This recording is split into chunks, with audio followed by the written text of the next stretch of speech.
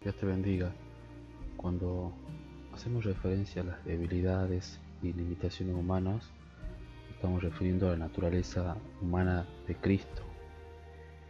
Y el apartado que vamos a ver hoy es Jesús tuvo un cuerpo humano.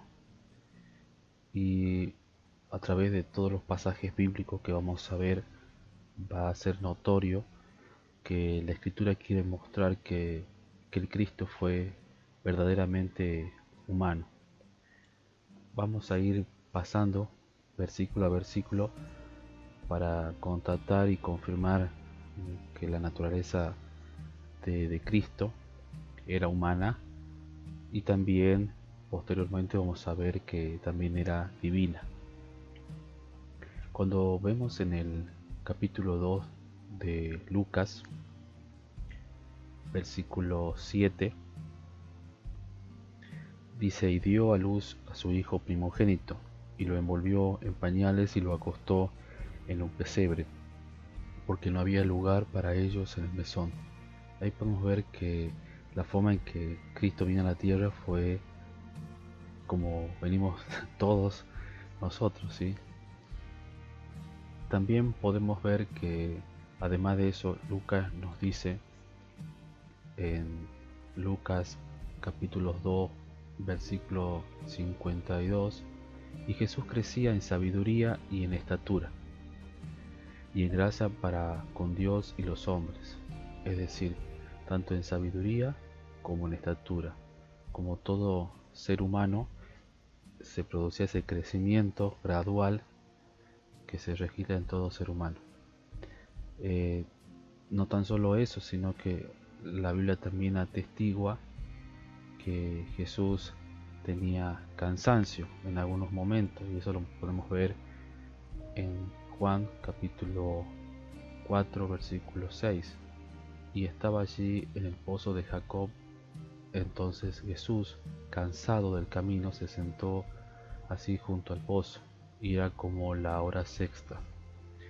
Ahí vemos que la palabra cansado, ¿sí?, es una extenuación de haber realizado una tarea, de haber caminado, ¿sí? En este caso podemos ver que es otra de las características que nos muestra la palabra de Dios.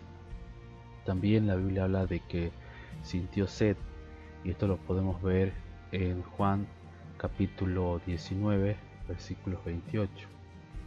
Y después de esto, sabiendo Jesús que ya todo estaba consumado, dijo para que la escritura se cumpliese: tengo sed.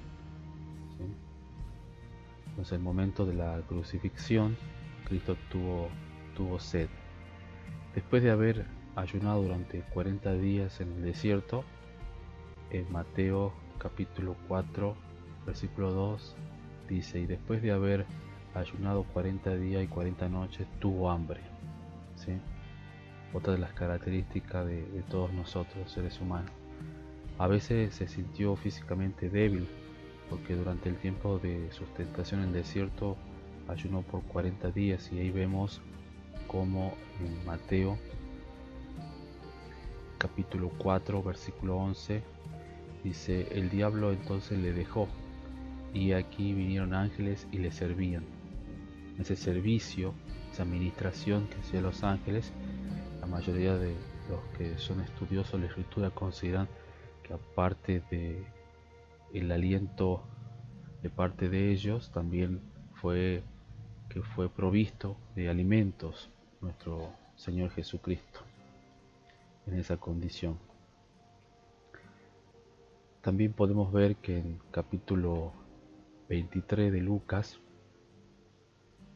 versículos 26, dice: y llevándole, tomaron a cierto Simón de Cirene que venía del campo, y le pusieron encima de la cruz para que la llevase tras Jesús. Es decir, que ya Jesús en ese momento no tenía la fuerza suficiente como para llevar el tamaño peso que implicaba la cruz. Entonces podemos ver otra de las características de todo ser humano, que es la pérdida de fuerza. ¿Sí? Y también, obviamente, la culminación de esas limitaciones de parte de Jesús está en el hecho de que Él murió en la cruz, y esto lo podemos ver en Lucas capítulo 23, versículo 46.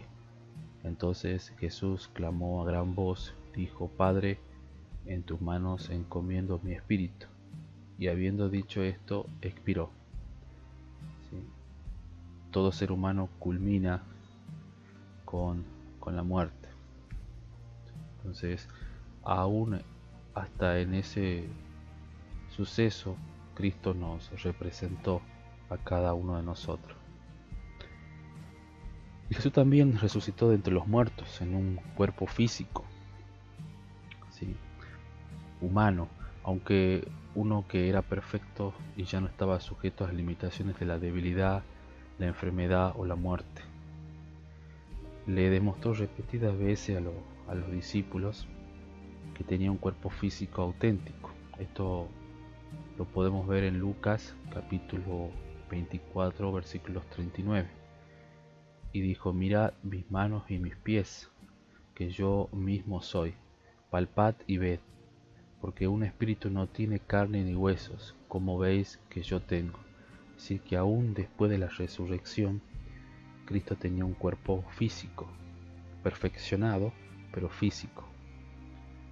Entonces, aún después de su resurrección, Jesús se sigue identificando con cada uno de nosotros, que también nosotros, cada uno de nosotros, estamos en Cristo, resucitaremos. También lo vemos en otras partes de la Escritura, como en Lucas capítulo 24, versículo 42, donde dice: entonces le dieron parte de un pez asado y un panal de miel, y él los tomó y comió delante de ellos. Es decir, que aún después de la resurrección, él comía, ¿sí? Porque vemos que él los tomó y comió delante de ellos.